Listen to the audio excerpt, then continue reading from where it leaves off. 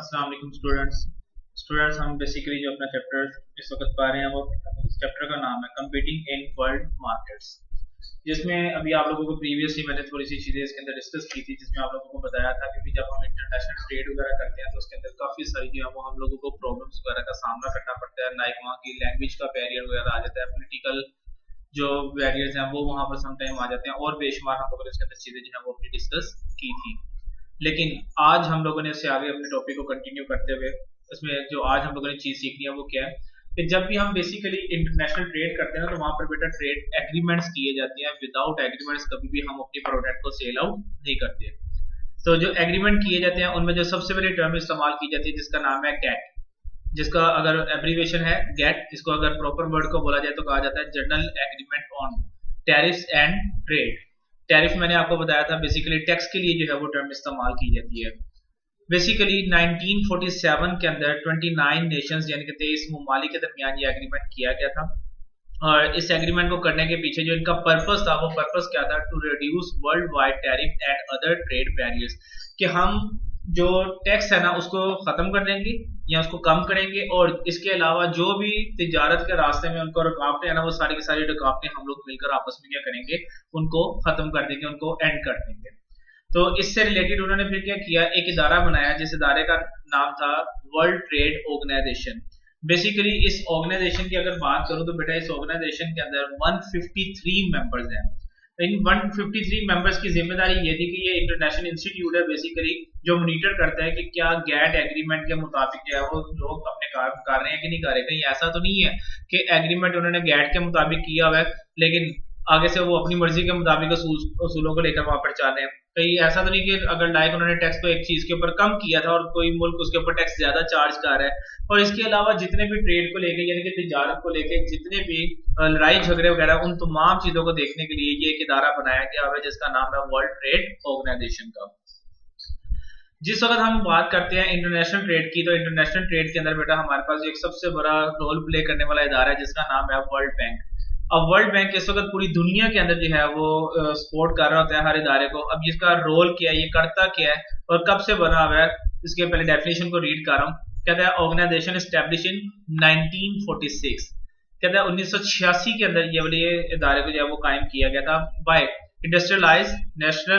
Nations to loan money to underdeveloped and developing countries. Basically इस इदारे को बनाने का मकसद ये था कि 1946 के अंदर कि ऐसे ममालिक जिन हमने उनको कर्जा देना है जो इस वक्त अभी तरक्की की तरफ जा रहे हैं, जिन्होंने तरक्की नहीं की, जिनको अगर उर्दू में डिफाइन किया जाए तो इनको कहा जाता है तरक्की पजीर ममालिक, जिन्होंने अभी तक किसी भी सेक्टर के अंदर कोई तरक्की वगैरह ना की हो, तो उन लोगों को या उन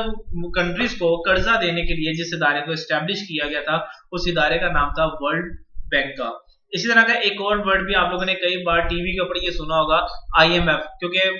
किसी भी मुल्क को अगर कोई भी लोन वगैरह चाहिए होता है तो वो हमेशा IMF के पास जाता है। अब IMF स्टैंड्स फॉर है क्या, इंटरनेशनल मॉनेटरी फंड इसको हम लोग बेटा इसको नाम दिया जाता है। अब इस इदारे का रोल क्या होता है, वो रोल इसकी डेफिनेशन के अंदर यहाँ पे नीचे डिफाइन है। कहता है ऑर्गेनाइजेशन क्रिएटेड, इस इदारे को बनाने का मकसद क्या था, टू प्रमोट ट्रेड, के ताकि हम तिजारत को जो है वो प्रमोट कर सके, हर जगह पे जो है वो हम लोग अपनी चीजों का लेन देन कर सकें। लेकिन इसमें आगे मेन इसका फीचर क्या है, कहता है एलिमिनेट बैरियर्स। इसको बनाने का मकसद ये था कि अगर कहीं पे कोई रुकावट होगी तो ये इदारा वहां पे उस रुकावट को सॉल्व करने में हमारी मदद करेगा। And make short term loans to member nation that are unable to meet their budget। और फिर ऐसे वो तमाम इदारे जो इसके अंदर इसका पार्ट है, जो इसके अंडर आते हैं, अगर उनको कोई छोटे मोटे कर्जे चाहिए होंगे तो वो उनको यहाँ पे कर्जे देगा ताकि जो है वो अपने तमाम के तमाम बजट से रिलेटेड जो अपने मामला है, पैसे से रिलेटेड जो मामला है, उन तमाम को क्या कर सके, सोल्व कर सके। नेक्स्ट जो हमारे पास आता है जो बेसिकली ट्रेड एग्रीमेंट सबसे पहले नंबर के ऊपर जो पूरी दुनिया के अंदर किया गया था जिसका नाम था नेफ्टा। अब नेफ्टा है क्या, north American free trade agreement. Basically ये एग्रीमेंट किया गया था बेटा कनाडा, USA और मेक्सिको के दरमियान। जिन इस एग्रीमेंट को करने के पीछे जो बेसिक मकसद था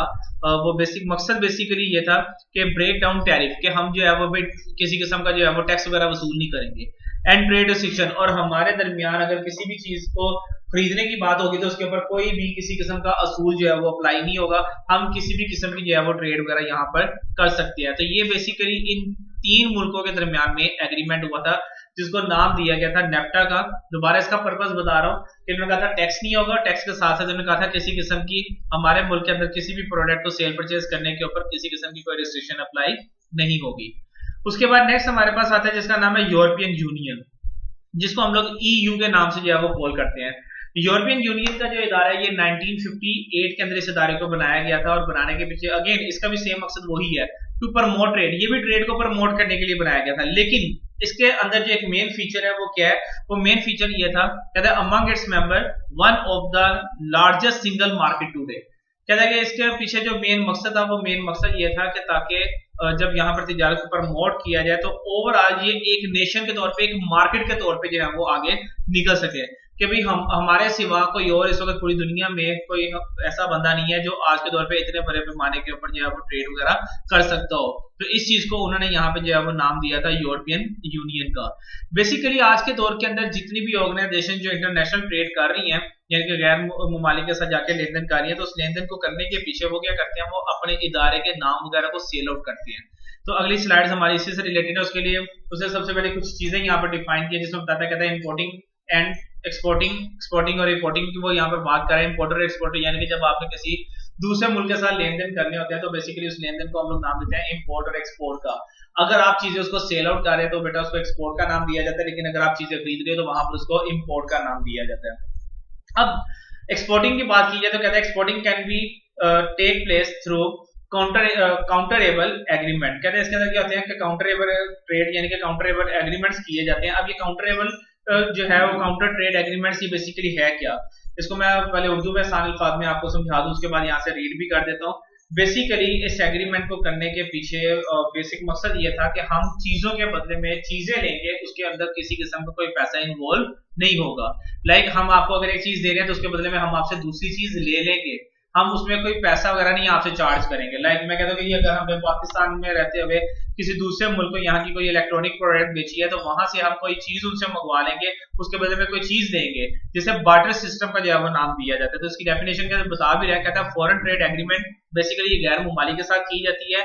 डेट इन्वॉल्व बार्टरिंग। अब देखें यहाँ पे बार्टरिंग का उसने वर्ड जो है वो इस्तेमाल किया, जो बार्टर से वर्ड निकला हुआ है बार्टरिंग, और आगे लिखा हुआ है product from another product instead of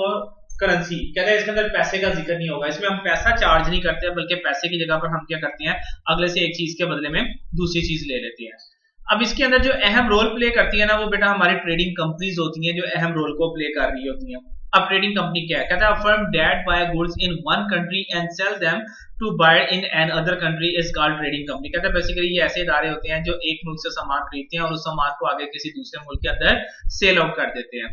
अब इसमें जो नेक्स्ट हमारे पास स्लाइड आती है उसके अंदर हमें ये पता होना चाहिए कि लाइसेंसिंग और फ्रेंचाइज जो है वो किसे कहा जाता है, क्योंकि जब हम लोगों ने किसी दूसरे ममालिक के साथ लेन देन करना हो तो वहां पर लाइसेंसिंग और फ्रेंचाइज जो है ये बड़ा अहम रोल जो है वो प्ले कर रहे होते हैं। अब दोनों की डेफिनेशन ना कुछ हद तक ये मिलती जुलती है, क्योंकि बच्चा ना इसमें कंफ्यूज हो जाता है। सब ये जो इस वक्त आपके सामने स्क्रीन के ऊपर बेटा डेफिनेशन लिखी हुई है, ये लाइसेंसिंग की डेफिनेशन है, जिसमें कहता है अ ट्रेड एग्रीमेंट। इसमें क्या होता है, तिजारती मुआहदे किए जाते हैं इन विच वन कंपनी, एक कंपनी के साथ, अलाउ एन अदर कंपनी, जो किसी दूसरी कंपनी को इजाजत देती है, to use its company name, product, patents,